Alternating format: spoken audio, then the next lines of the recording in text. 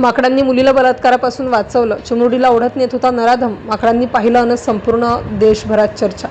उत्तर प्रदेशातील बागपत येथील ही घटना आहे। एका लहान मुलीच्या आयुष्यातील काही मिनिटांचा हा प्रसंग आजही अनेकांना अस्वस्थ करतो, कारण सुरुवातीला सर्व काही अगदी सामान्य दिसत होतं। घराबाहेर खेळणारी एक चिमुरडी, नेहमीसारखं वातावरण आणि रोजच्या आयुष्यासारखाच एक दिवस। त्या मुलीला अजिबात कल्पना नव्हती की काही वेळातच ते एका मोठ्या संकटात अडकणार आहे।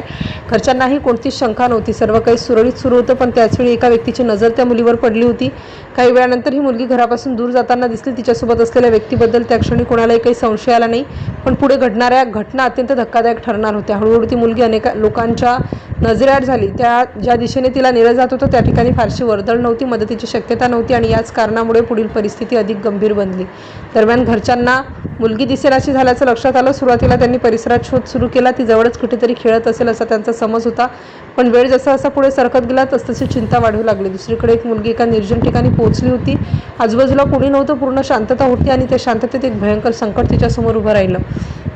त्या ठिकाणी पोहोचल्यानंतर परिस्थिती आणखी गंभीर झाली। मुलाला तिथे का आणलं गेलं होतं याची जाणीव हळूहळू स्पष्ट होत होती, पण त्या क्षणी तिच्या मदतीला कोण येणार हा मोठा प्रश्न होता। घरच्यांची धावपळ सुरूच होती। प्रत्येक क्षण त्यांच्यासाठी अस्वस्थ करणारा ठरत होता। मुलगी कुठे आहे, ती सुरक्षित आहे का, याच विचारांनी ते व्याकुळ झाले।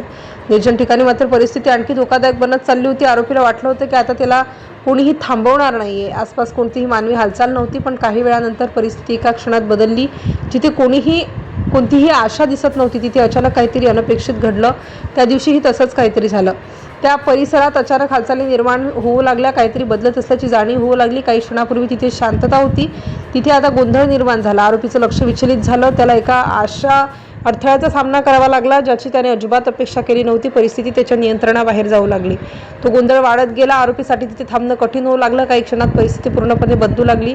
ज्या उद्देशाने तो त्या ठिकाणी आला होता तो उद्देश पूर्ण होण्याआधीच त्याला स्वतःचा बचाव करण्याची वेळ आली। त्याचा आत्मविश्वास नाहीसा झाला।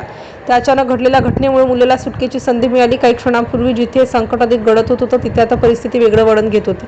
अखेर आरोपी अधिक वेळ तिथे थांबू शकला नाही। त्याने तिथून पळ काढला। त्याच्यासाठी तिथे राहणं अशक्य झालं होतं।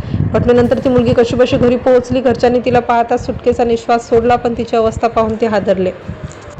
त्यानंतर तिने घडलेला सर्व प्रकार आपल्या आईवडिलांना सांगितला। तिने सांगितलं की जो काही सर्व प्रकार घडला, तिच्या तोंडून ऐकलेली प्रत्येक गोष्ट ही धक्का देणारी होती। तिने सांगितलं की एका व्यक्तीने तिला फूस लावून घरापासून दूर नेलं, त्यानंतर तिच्यावर अत्याचार करण्याचा प्रयत्न करण्यात आला। मात्र त्याचवेळी अचानक माकडांची एक टोळी तिथे आली। त्या माकडांनी थेट आरोपीवर हल्ला चढवला। परिस्थिती बिघडत असल्याचं पाहून आरोपी घाबरला। आरोपीने तिथून पळ काढला आणि त्या चिमुरडीची सुटका झाली। नंतर मुलीने हा सर्व प्रकार आपल्या कुटुंबियांना सांगितला। पीडित मुलीच्या वडिलांनी भावूक होत सांगितलं की जर त्यावेळी माकडं तिथे आली नसती तर आज परिस्थिती काय असती याची कल्पनाही ते करू शकत नाही। सध्या या प्रकरणी गुन्हा दाखल करण्यात आला असून आरोपीचा शोध सुरू आहे।